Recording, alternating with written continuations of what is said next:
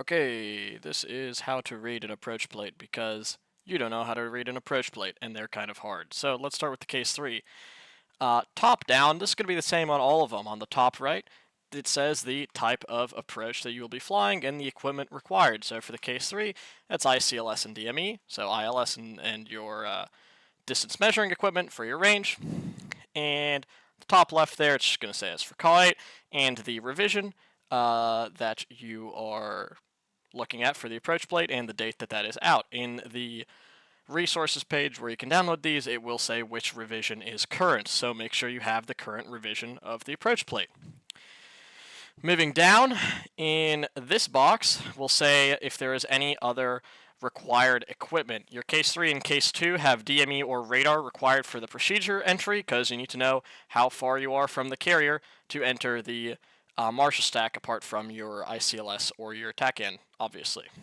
For the case 1, GPS will also do because you can enter the Marshall stack with GPS assistance, just kind of eyeballing it.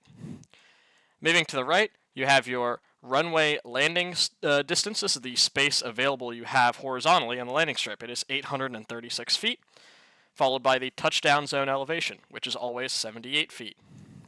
Moving to the right, this is important. This is where you have your bolter and your wave-off instructions. So for case 3, it's written out here. Climb to 1,200 feet and 250 knots until 4 miles, then a left turn onto the final bearing reciprocal, and a base turn when instructed. If you have no comms, you'll go base at 6 DME. Below all that, you have all your frequencies. Paddles is always 227.5, and it is highlighted. Marshall is always 132.4. ICLS is going to change, which is why it's blank. We put strike up there, it's 300 as well. Moving on to the main segment, on your case 2 and 3, you have a diagram of the carrier. On the case 1, we couldn't really fit it well, so it's just not there. Sorry.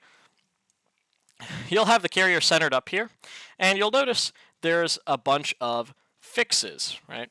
So on each fix, let's look at this intermediate fix. This bit at the top in parentheses tells you what kind of fix it is. So the ones you'll see often is FAF, final approach fix, IF, intermediate fix, IAF, initial approach fix, and Marshall, which is obviously your Marshall. The case 1 has a few different ones, but we'll look over those in a second. Just go over through what they all mean. Your IAF, your initial approach fix, is your first fix in the approach. This is where you start your approach.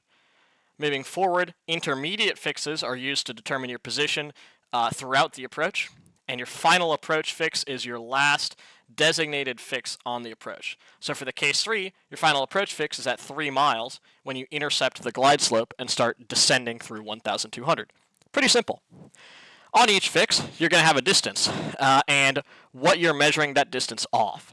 So since this is the case 3, we're using the ICLS. So it says from the ILS, a distance of 6.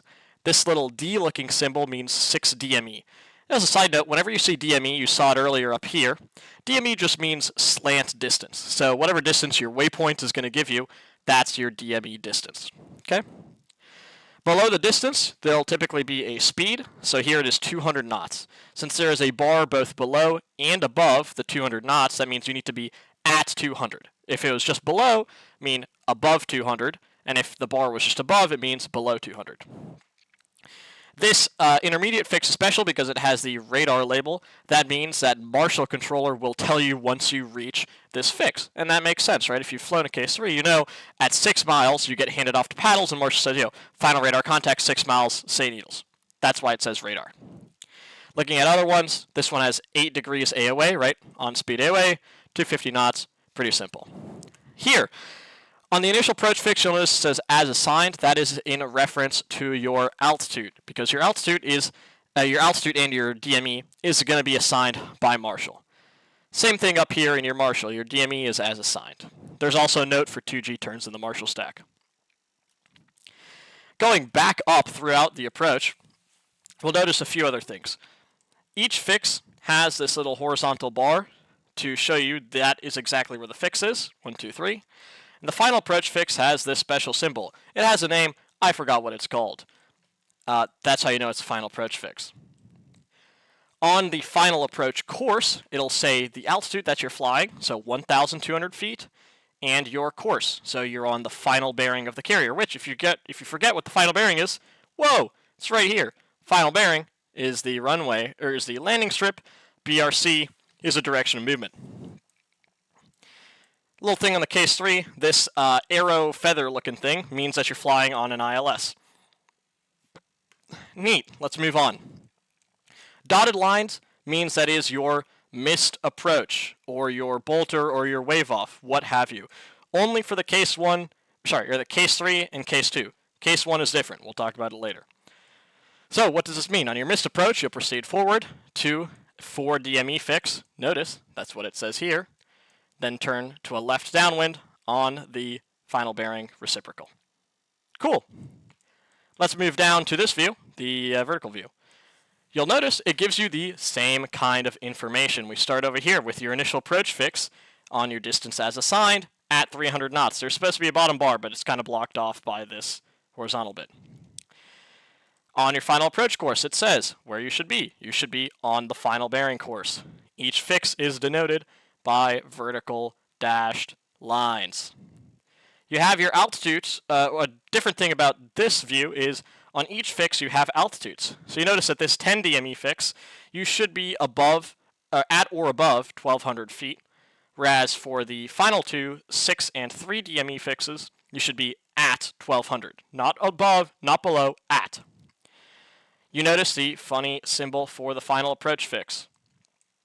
And this is one thing special to the case 3 recovery.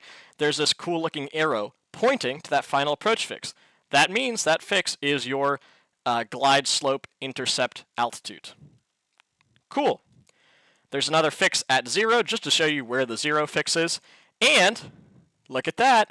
You have another representation of your bolter wave off procedure right here in 4 easy steps. It is first straight out to 1200 and 250 knots. Contact Marshall 132.4 speaking head emoji kind of bus. Out to the ICLS 4 DME fix, and then left turn to the BRC reciprocal. Notice, you have the missed approach in 3 places. 1, 2, 3. Please don't mess it up.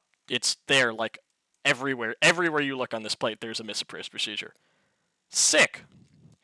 This thing shows you your glide slope and your threshold crossing altitude. Means when you pass the round down, you'll be 14 feet above the round down on a glide slope of 3.5 degrees. Do you really need to know what this means? No, but it's there and that's cool. Next, we have the minimums section. So the case 3 approach has 2 types of minimums. The straight in ICLS minimums and the straight in TACAN minimums. What's the difference? You'll use the ICLS 99% of the time when you have a working ILS. If for some reason the ILS is not working, then you'll use the TACAN, just using the HSI and the course knob. When you see TACAN, think HSI plus course knob. When you see ICLS, think ILS. Cool. What do these minimums mean? Well, this big number on the very far left means the minimum descent, or for a case 3 approach, it is the decision altitude. So, you are flying your case 3, you're descending through this glide slope, and you reach 278 feet. Well, when you reach 278 feet, you look out the window and you say, hey, can I see the runway, or can I see the carrier? If the answer is yes, then you can continue. If the answer is no, you must immediately proceed to the missed approach. Cool. This 2-4 means there should also be 2,400 feet of visibility. You don't really need to care about that. The ICLS approach is the only approach with a decision altitude. The TACAN approach for the case 3, as well as the case 2 approach, both have a minimum descent altitude. What does that mean? That means that you can descend to 474 feet, and then you hold that altitude until either A, you see the carrier, and now you can descend, or B, you pass the ICLS 0 fix, not having seen the carrier, and you have to proceed on your missed approach. Nice. Little legend. That's what we've been saying before, right? Now you don't need the legend because you watched this video. And a little helpful communications summary. That is the entire case 3 approach. Let's look at some differences with the case 2. Okay, we're on the case 2 now. The top bit, it's the whole thing is the same, except instead of ICLS, it says TACAN, because you're not using the ILS on a case 2. You're using the TACAN, i.e. the HSI, and the course knob. MIST approach instructions on the top right. And let's take a look because there are a few different fixes. Notice the Marshall and the initial approach fix are basically the same. You get to that 10 DME fix, also the same, but this time your final approach fix is at 6 miles, okay? And there's a new fix, missed approach point. Well, what does this mean? Let's take a look at the approach type. It is not a straight-in approach, but instead a circling approach. Why? As you may know, on the case 2, you proceed upwind and then you enter that kind of case 1 pattern, right? That's what a circling approach is. So you have your 800-foot minimum descent altitude with a minimum visibility of 2 miles. What this missed approach point is telling you is that, all right, you've passed your final approach fix, you've descended to 800, which is your MDA, and now you're looking for the carrier. If you do not see the carrier by the missed approach point, well, what do you know? You execute your missed approach. Cool. Big thing with the case 2, it's on the BRC. Notice, BRC right there, BRC right there, BRC right there. All right? You're going the direction of movement of the carrier, not the direction that the runway is pointed. With the case 2, bolters will remain in the visual case 1 pattern. That is a note, it's nice and bold. If you bolter in a case 2, you do not go missed. The only time you go missed in a case 2 is if you do not see the carrier when you reach the missed approach point and when you're flying the approach. Cool? Cool. Let's look at the case 1 because the case 1 is a little different because it is a visual approach. Cool. You can do procedure entry with GPS just by eyeballing that. And looks a little different because your Marshall is kind of above the carrier, right? Marshall's as assigned at 350 knots. Your first point, we don't have traditional fixes. They are actually named. So your first fix here is the push point. This is when you push out of the Marshall. You're at 3,000 feet, and that's a 60 ME fix at 300 knots. Then you fly the reciprocal, 800, come around left, and now you are on 800, but you're on the BRC. This little guy with the final approach fix symbol is called our case 1 entry point, right? Attack N1 fix with 300 knots. And notice, well, this dashed line sure don't look like the bolter. That's because it isn't the bolter wave off. On the case 1, your dashed lines indicate your case 1 procedure that you're familiar with.